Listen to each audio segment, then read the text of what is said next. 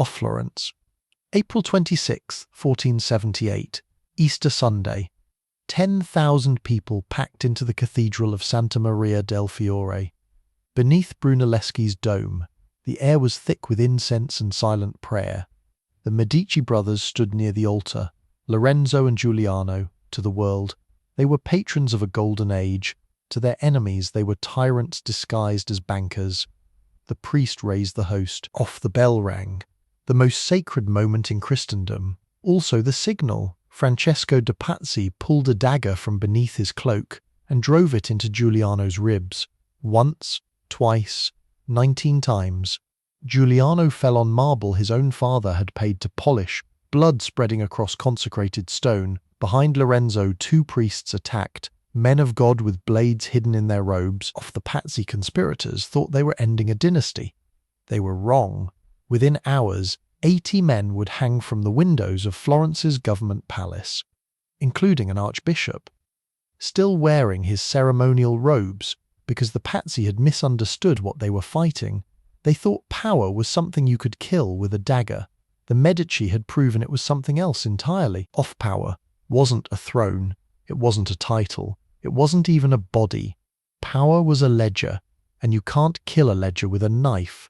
To understand how the Medici conquered Florence, you have to understand the graveyard they built their empire on. 50 years before the Medici mattered, 2 families controlled European banking, the Bardi and the Peruzzi. They were giants, off branches from London to Constantinople.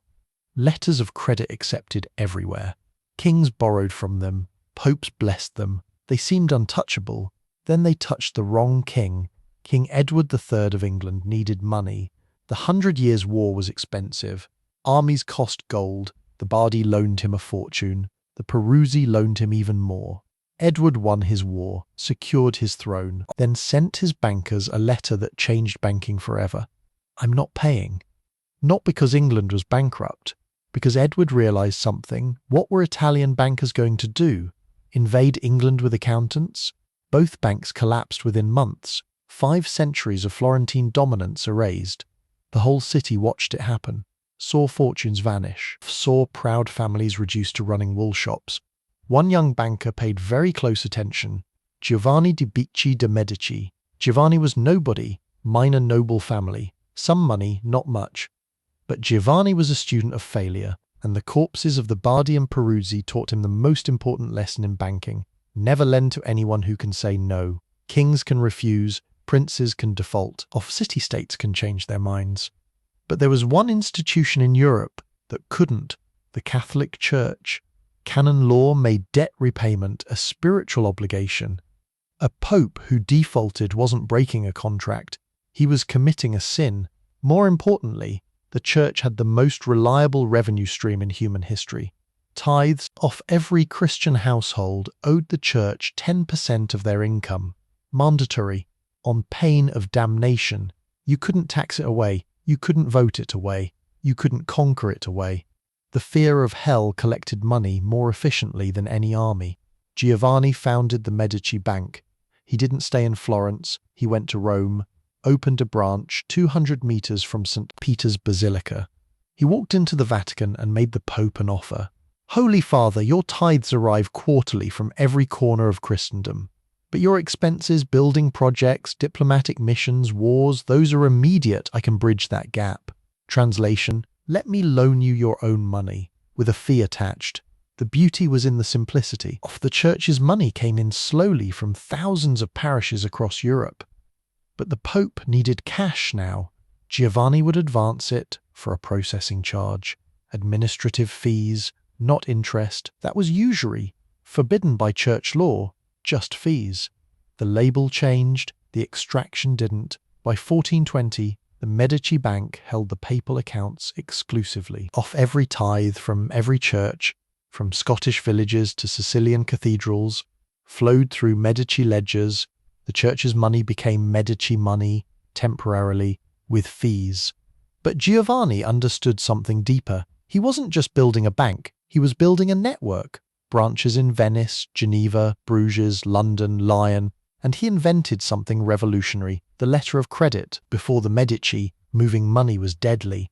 Merchants carrying gold got murdered by bandits. Ships carrying treasure sank in storms. Giovanni's solution: don't move the gold, move the paper. Deposit money in London, get a letter with the Medici seal, travel to Florence, present the letter, withdraw your money. The gold never moved, only paper crossed borders.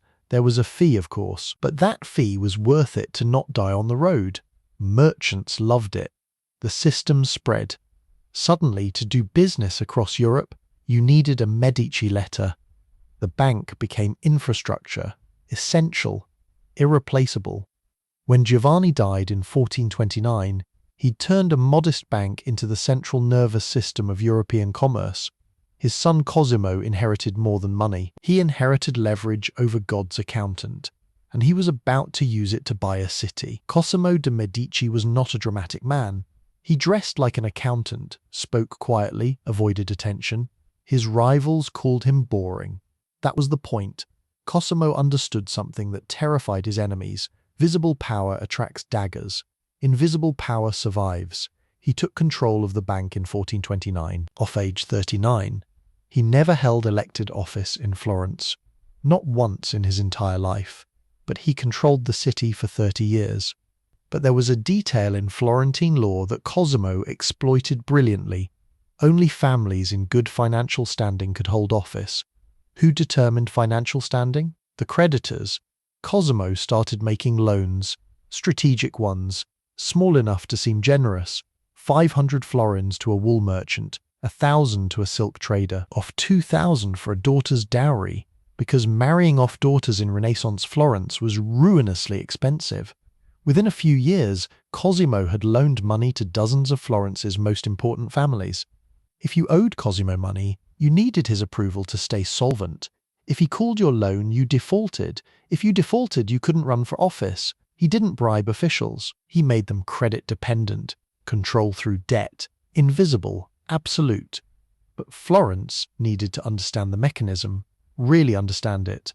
1426 Milan invaded Tuscany. Florence needed allies fast, sent ambassadors to Venice. Help us fight Milan, Venice agreed. For a price, a steep one, the Florentine treasury didn't have enough. The Signoria held emergency meetings, argued for hours, then did what they always did when they needed money.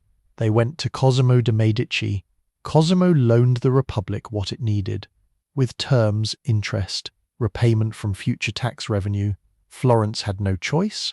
They signed. The war lasted 4 years. Florence won, but Cosimo held the contract. For 7 years, the Republic of Florence made interest payments to a private citizen. The government that was supposed to regulate banking was now in debt to the banker. Some families saw what was happening. September 1433, Rinaldo degli Albizzi, head of the most powerful rival family, stood before the Signoria and pointed at Cosimo.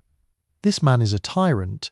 He holds no office, yet every decision passes through him. He corrupts our republic with gold. Exile him. The charge seemed absurd. How could a man with no official power be a tyrant? But the Signoria voted. Permanent exile. Cosimo didn't resist, didn't protest, didn't make speeches. He packed his things and left quietly, went to Venice, rented a palazzo, continued banking. The Albizzi celebrated. The tyrant was gone. Florence was free. Then something strange started happening. The wool trade collapsed. Merchants couldn't get letters of credit. Why? Because those letters had been guaranteed by the Medici Bank. The silk trade stopped. Venetian traders wouldn't accept Florentine credit without Medici backing. The alum trade, essential for dyeing cloth, ground to a halt. Unemployment spiked. Tax revenue dried up. The Florentine economy was in freefall, and Cosimo hadn't done anything. He was in Venice, living his life, running his bank.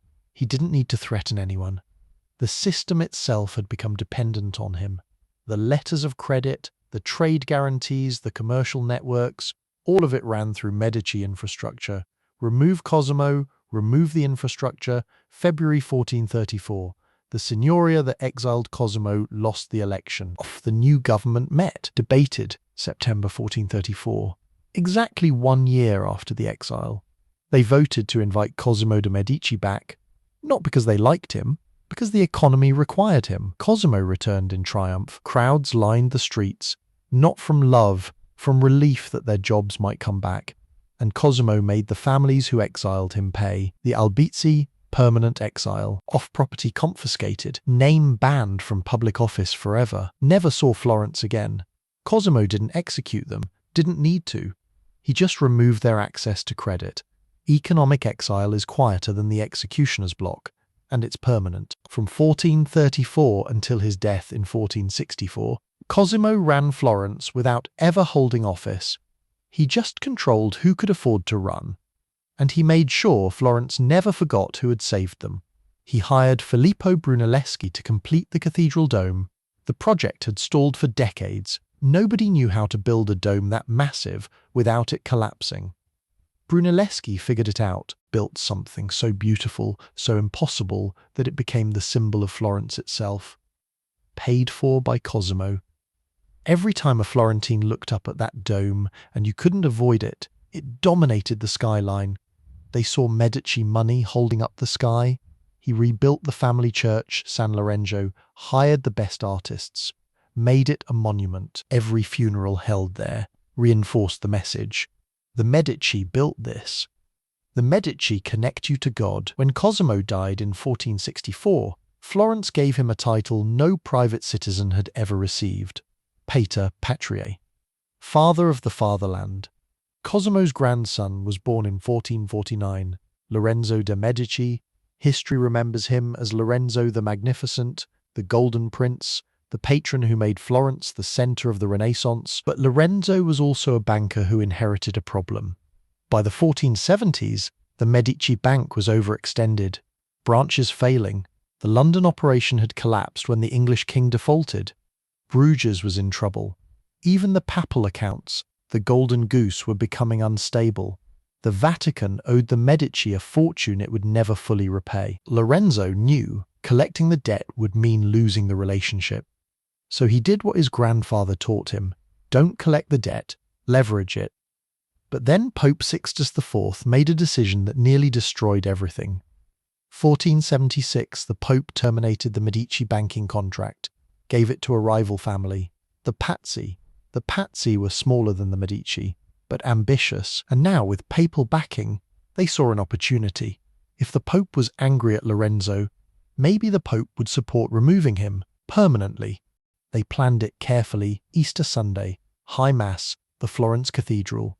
10,000 people would witness it. They would strike at the elevation of the host, the holiest moment. Perfect cover. April 26, 1478. Francesco positioned himself next to Giuliano de' Medici. That morning he'd even helped Giuliano dress. Laughing, joking, checking for weapons, for armor.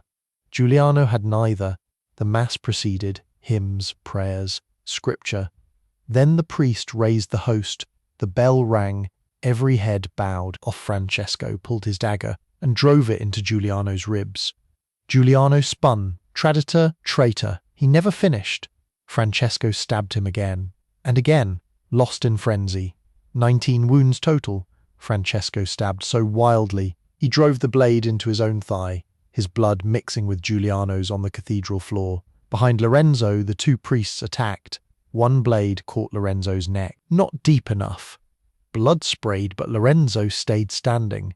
His guards reacted, formed a wall, fought off the attackers. They dragged Lorenzo to the sacristy, slammed the bronze doors shut, 1,200 pounds of metal between him and the assassins. Lorenzo was trapped, but alive. Giuliano bled out on the cathedral floor in 90 seconds. The conspirators ran into the streets screaming, "Liberty! The tyrant is dead. Florence is free." They expected celebration. They got silence, then rage. Because the Pazzi had miscalculated something fundamental. Yes, Florence resented Medici control, whispered about Medici arrogance, but Florence needed the Medici Bank. Every wool merchant needed Medici letters of credit. Every silk trader needed Medici guarantees. Every guild had Medici loans. The economy ran on Medici infrastructure. Removing the Medici didn't mean freedom. It meant bankruptcy. Within an hour, the manhunt began. Francesco de' Pazzi was dragged from his hiding place. Still bleeding from his self-inflicted wound, they hauled him to the government palace, hanged him from a third-floor window. His body swung there, slowly rotating. Archbishop Salviati, who had blessed the conspiracy, was dragged back from his escape attempt, hanged from the same window, still wearing his archbishop's robes, still wearing his ceremonial mitre, a prince of the church dangling next to a banker. 80 conspirators died that week. Hangings, beheadings, drownings. Florence became a gallery of corpses. The Pazzi Bank was confiscated, every asset seized, every branch closed. But there was still Pope Sixtus IV. The Pope had backed the conspiracy. His nephew helped plan it. June 1478, Sixtus excommunicated the entire city of Florence. Every church closed, every sacrament banned. No baptisms, no marriages, no funerals. Every soul in Florence damned. Lorenzo's response was brilliant. He kept the economy running, maintained trade routes, guaranteed credit, paid merchants on time. The Florentine economy functioned, with or without sacraments. He sent Rome a quiet message: you can damn our souls, but you can't stop our banks. 2 years later, Pope Sixtus quietly lifted the excommunication, not from spiritual reconciliation, because Florence's economy was too integrated into European trade to isolate, excommunicate Florence, disrupt commerce across Catholic Europe. The Pope needed Florence functional more than he needed Lorenzo punished. Pazzi Conspiracy proved what Cosimo had demonstrated decades earlier. You can kill the banker, but you can't kill the bank. The system survives because everyone depends on it, even the Pope. And Lorenzo learned something from that cathedral blood. Violence solves short-term threats, but art solves legitimacy. Oft after the Pazzi Conspiracy, Lorenzo understood something his grandfather hadn't fully exploited. Gold is temporary, marble is forever. Between 1480 and his death in 1492, Lorenzo transformed the Medici art budget into something revolutionary, not patronage, reputation laundering. He hired Sandro Botticelli. "Paint me something beautiful," Lorenzo said. "Something that makes people forget where the money came from." Botticelli received an annual salary, off with terms. No outside commissions without Medici approval. This wasn't patronage. This was vertical integration of genius. 1490, Lorenzo brought a 15-year-old boy to live in the Medici palace. Michelangelo Buonarroti, some talent with marble. Lorenzo gave him a room, meals, access to the sculpture garden filled with classical statues, and a salary off the unspoken contract. Everything you create belongs to us. Michelangelo carved Battle of the Centaurs under Lorenzo's roof. When Lorenzo died 2 years later, Michelangelo left Florence, but 16 years later, who funded the Sistine Chapel ceiling? Pope Julius II, whose finances were managed by Medici-connected networks. The artist escaped the palace, but not the system. Lorenzo also funded something subtler, more dangerous: the Platonic Academy scholars translating Greek philosophy, debating Plato in the Medici gardens. Why fund philosophers? Because funding philosophers makes you look wise. Funding artists makes you look cultured. Funding churches makes you look pious. The art wasn't decoration. It was strategic amnesia. When Florentines walked past San Lorenzo, they saw piety and beauty. They didn't see the interest rates that paid for it. When scholars debated in the Medici garden, they saw enlightened patronage. They didn't see the political calculation. Lorenzo was doing something extraordinary. He was spending money the Vatican would never repay on art that would outlast the bank itself. He understood the ultimate transaction. Marble lasts longer than gold. Beauty outlives ledgers. If you turn your wealth into something sacred, people forget it was ever profane. The Medici had charged interest, which the church called a sin. They had manipulated elections, controlled popes, hanged archbishops. But if you spend enough of that money on the right art, the narrative changes. Off the gold disappears. The beauty remains today. Millions visit Florence. They see Brunelleschi's dome, Michelangelo's David, Botticelli's Venus. They call it the Renaissance, a golden age of human achievement. They don't see the ledgers, don't see the interest rates, don't see the political machinery. They see genius. That was the plan. Lorenzo was trading liquidity for legacy, off quarterly profits for eternal glory. He was a brilliant politician and a gifted strategist, but he was a terrible CEO. He treated the bank's capital as his personal treasury for the arts. He neglected the boring work of credit checks and risk management that his grandfather had mastered. By the time Lorenzo died in 1492, the greatest bank in the world was hollowed out. The gold was gone, recast into bronze statues and marble tombs. 2 years after his death, the Medici were driven out of Florence. The bank collapsed, their palaces were looted. It looked like the end. But Lorenzo had made one final investment that would pay dividends for centuries. He had placed his son in the church. The Medici had lost the bank, lost Florence, lost everything, except one asset. Lorenzo's second son, Giovanni, was a cardinal. He'd been appointed at age 14. Technically illegal, canon law required 30, but the Pope had issued a dispensation. The year Lorenzo forgave a massive papal debt, 1513. The conclave met to elect a new pope. Giovanni de' Medici was 37 years old. He didn't have enough votes to win, not at first, but Giovanni understood the family business. He made offers, not bribes, strategic investments. Vote for me. I'll appoint you to the most powerful positions in the church. It worked. March 11, 1513. Giovanni de' Medici became Pope Leo X, the first Medici pope. The family that had started as the church's bankers now controlled the church itself. Leo ran the Vatican exactly like his family had run the bank. When he needed revenue, he sold indulgences, certificates that reduced your time in purgatory. Pay money, reduce your sentence, guaranteed by papal authority. It was brilliant, it was profitable. It also sparked the Protestant Reformation. A German monk named Martin Luther saw the price list and wrote 95 complaints off. They preached that as soon as the coin in the coffer rings, the soul from purgatory springs. Luther wasn't objecting to theology, he was objecting to the business model. The Medici Pope's revenue scheme fractured Christianity itself. But Leo didn't care. He had what he needed. He hired Raphael to paint the papal apartments, Michelangelo to build Medici tombs. He transformed the family story into the official history of Western civilization. The Medici proved something extraordinary. If you spend enough money on the right artists, the world will eventually forget where that money came from. Art is the only currency that never devalues. Today, the Medici Bank is gone. Not a single coin remains. But every time a tourist walks through Florence, they're still paying interest on a Medici loan. Because you can kill a banker, you can kill the bank. But once you turn power into beauty, it becomes immortal. The Medici didn't just fund the Renaissance, they bought it, then convinced the world it was a gift.